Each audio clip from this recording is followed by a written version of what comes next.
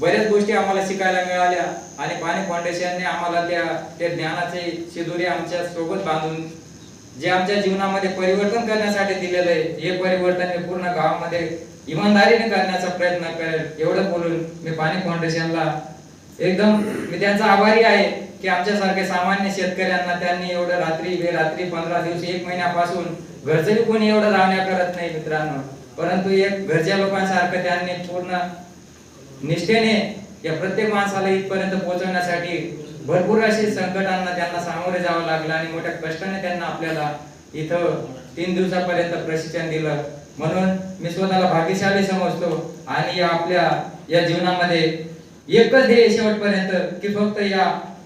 शेतकऱ्याच्या जीवनामध्ये बदल जर थोडासाही घडवण्याचा जर माझ्या हातून जर ते काम झालं तर मी स्वतःला भाग्यशाली समजेल. जय हिंद, जय महाराष्ट्र.